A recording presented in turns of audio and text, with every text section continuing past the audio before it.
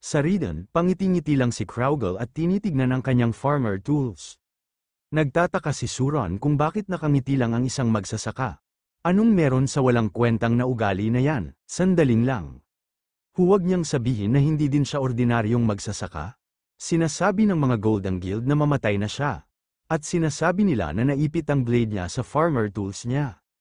Ang bastard na ito ay gumagamit ng kakaibang teknik. Talsik ang mga abnoy sa counter-attack na ginawa ni Kraugle. Sinasabi ni Kraugle na kung tama siya, tinalo ni Mr. ang lahat ng bawat kalaban sa isang pag-atake. Sa palagay niya hindi lang pang sparring ang kanyang skill. Hindi na talaga makapaniwala ang abnoy sa mga nakikita niya at sinasabi nito na ang tatlong level 230 ay tinalo lang niya ng isang pag-atake. Ano ba ang ginagawa ng bastard na grid na ito, gamit ang ganitong mga halimaw bilang magsasaka? Sinasabi ni Kraugle na hindi ba dapat ang leader ang mamuno sa pag-atake? Tataas lang ang mga casualties kung hindi siya mag-step up. Sinasabi ni Suron na bilang guildmaster, hindi niya siya basta-basta hahayaan. Pagkatapos ng ginawa niya, ginamit ni Suron ang Soul Steel. At sa isip-isip ni Suron na steel, mas mahina siya kaysa sa NPC farmer na yan. Nagpakawala din si Suron ng Soul Arrow. Habang nakangiti si Kraugle madali lang niya naiwasan ang mga pag-atake ni Suron. At sinasabi ni Kraugle na may klase siya na nag-a-absorb at gumagamit ng mga soul. Interesting, kahit may kulang ang kanyang mga skill sa pagpapana. Nagtaka naman si Kraugle na biglang sumabog ang pinakawalan pag-atake ni Suron. Tumatawa at sinasabi ni Suron na ito ay combo ng Soul Explosion. Walang karapatan ng isang magsasaka na evaluate ang kanyang mga skills.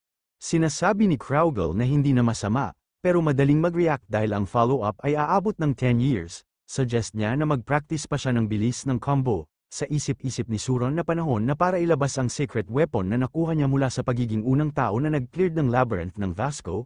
Ito ay nagtataas ng kanyang lakas at stamina. Pareho sa mga ito ay ang Stat Soul Predator Class Scale Off. Ito ay ultimate item niya, Brutal Heavy Sword. Grade, Legendary. Sinasabi ni Suron na magagawa niya bang manatiling walang pakialam pagkatapos niyang matanggap ang dulo ng kanyang sword. Lalo lang tumitindi ang mga blow niya sa paglipas ng panahon. Gumamit si Suron ng Soul Transference sa isip-isip ni Kraugle na batay sa kanyang skill. Akala niya mas marami siyang pagkakatulad sa isang magician, pero ngayon na nakikita niya na ang level ng kanyang swordsmanship, mukhang siya ay isang swordsman. Pero, may kasabihan na panalo ang soft touch laban sa isang stout build, hindi maaaring mag-cut ng tubig ng walang anuman kundi ang bigat ng kanilang blade. Pagkatapos ng lahat, sinasabi ni Suron na huwag niya siyang ipatronize. Gumamit si Suron ng Soul Plundering. Magnanakaw ng isang porsyon ng kaluluwa ng buhay na target. Ang apektadong target ay mahihirapan na kontrolin ang kanilang mga kilos sa isang set ng period of time at makakatanggap siya ng patuloy na pinsala. Sinasabi ni Suron na tingnan nila kung may masasabi pa siya matapos nito. Tinamaan si Kraugle at parang wala lang niya ito. Nagtataka at nakaramdam ng takot si Suron at sa isip-isip nito na ninakaw niya ang isang porsyon ng kanyang kaluluwa, pero naiwasan niya pa rin ang isang pag-atake sa kanyang puso. Kaya maliit lang ang nakuha niyang pinsala. Ang bastard na ito hindi talaga siya amateur. Ang Soul Predator ay isang ultimate hidden class. Ito ay specializes sa labanan. Kaya bakit hindi nito mapigilan ang isang magsasaka? Nagtataka at hindi talaga siya makapaniwala at parang ang kalaban niya ay si Agnes o Kraugle.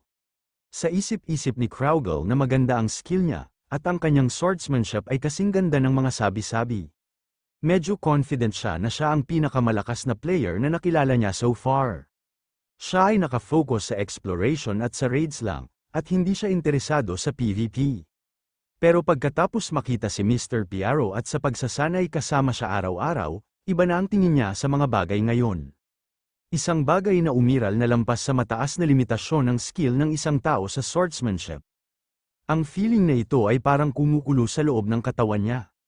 Kailangan niyang isipin ang pagsali sa susunod na taon ng international competition. Masayang lumaban sa isang malakas, ginamit ni Kraugle ang kanyang ultimate skill na Moonlight Sword.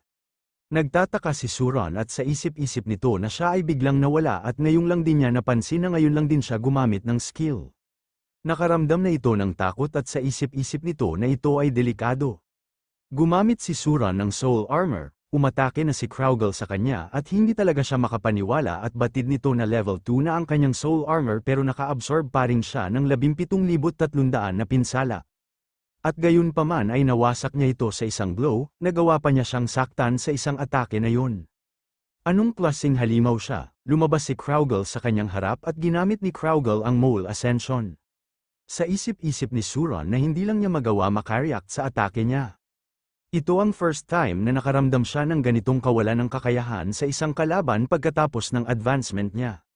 Sinasabi ni Suron na isa siyang daga, ikukulong niya sila sa isang lugar. Ito na ang wakas, ginamit ni Suron ang Soul Prison. Sa isip-isip ni Suron na ito ang ultimate restraining skill. Pwedeng magkulong ng level 280 boss monster ng kahit 5 segundo. At ngayong panahon na para pakawala na ang kanyang combo. Gagamitin niya ang lahat ng mana at soul niya para dito. 39 na soul spears at 39 na soul explosions, magiging giniling na karne siya ngayon. Gumamit si Kraugle ng White Light Sword, nagpakawala ito ng malakas na liwanag, sa isip-isip ni Suron na ang kanyang sense, nagtataka ito kung bakit wala siyang nararamdaman. Napansin niya na lang na nasa harap na pala si Kraugle at sinaksak na pala ito sa kanyang puso, nagtataka at hindi talaga makapaniwala at tinatanong nito kung sino talaga siya. Sinasabi ni Kraugle na inaatake niya siya nang di niya alam kung sino siya. Tatanggap siya ng mga pagkain, merienda, at bibigyan din siya ng shelter. Kahit hindi siya bayad, siya ang isang fixed-term farmer ng Riden. Sinasabi ni Suron na isang lang siyang fixed term. What's the hell? Ibig sabihin siya ay isa lang talagang magsasaka. Sinasabi ng mga Golden Guild na ang kanilang master ay namatay na. Sa isip-isip ng kalaban na ang White Light Blade ay isang attack skill na inflict ng pinakamataas na level ng blindness. Nang magbalik ang kanyang pagkakataon, natalo na si Suron na katulad ng lakas niya. Teka, nakita niya na yung mga movement na yan, nangyari ito mga isang taon na ang nakakaraan sa kagubatan ng Kelgad, ang pinakamataas na level na field noong panahon. Isang partido ng hindi bababa sa 7 miyembro na nasa top 100 ng pangkalahatang ranking ay may minimum na requirement para sa farm doon, yan ang mga galaw ng lalaki na single-handed na pumatay sa mga halimaw na tumira sa kagubatan, kasama ang Boss Elgad, pakikipaglaban at sa pagkontrol na ganap na lumampas sa lupain na kinaroroonan niya at sa level na mayroon siya. Ang kanyang skill ay nasa realm of the gods. Ako, na pinuri bilang isang henyo, ay nakaramdam ng napakalalim na pakiramdam ng kababaan at pagkamangha sa kanya na hindi man lang siya magalang ng maayos. At mula sa araw na yun, nakastock pa din sa ulo niya ang mga galaw niya. At sa pamamagitan ng magsasaka na ito, dapat siya si Kraugle. Ang swordsman na pinakamalakas sa lahat na nakatayo sa higit sa 2 billion users. The sky above the sky, Kraugle, bakit naman siya nandito? Higit pa dyan, mas malakas siya kumpara noon, kasama siya dito. Ang lungsod na ito ay isang impenetrable fortress. Sinasabi ni Hao na Hades Guild, retreat. Bilis. I-save ang kanilang manpower.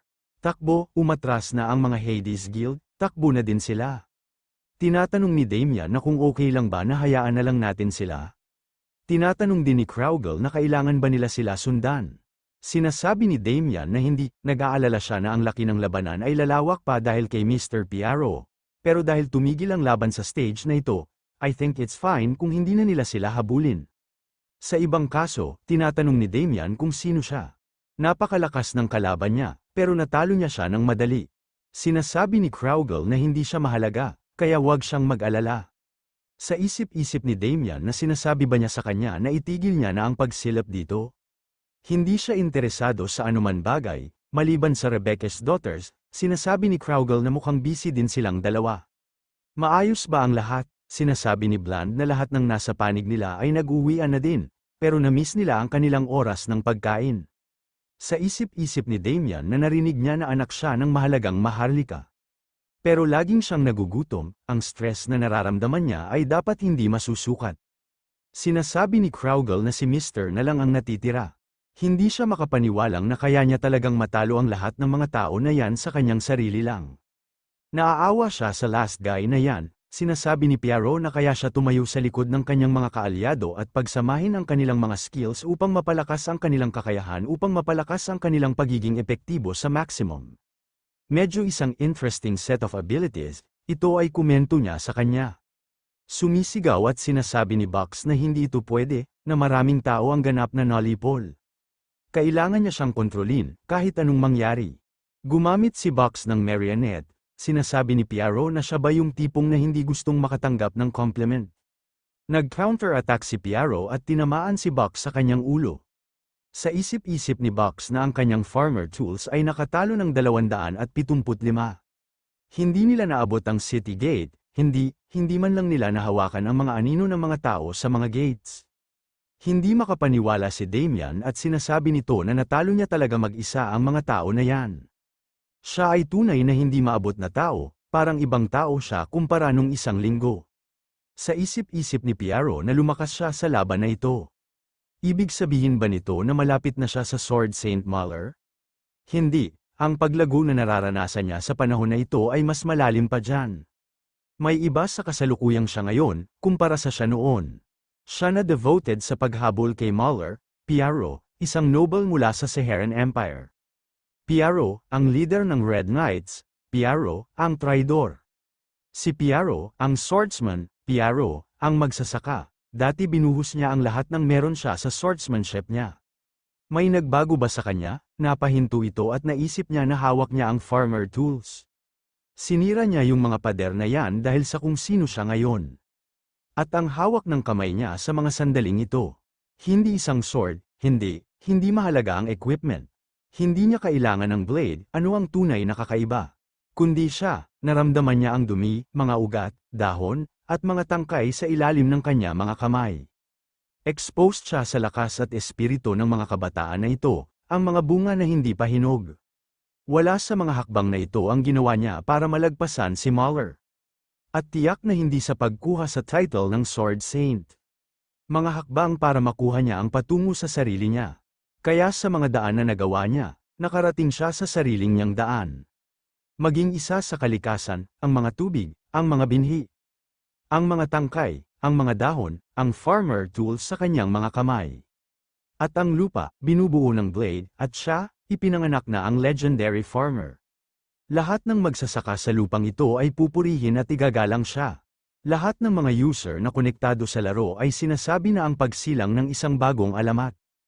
Maraming nagulat sa pag-usbong ng isang alamat ng hindi inaasahan, ngunit hindi concern yan kay Piaro, na labis na nasisiyahan sa kanyang epapanya. Dahil sa pag-aararo niya ng lupa, naging mataba ito, isang magandang ani ang pinanganak dahil sa isang swing ng kanyang equipment.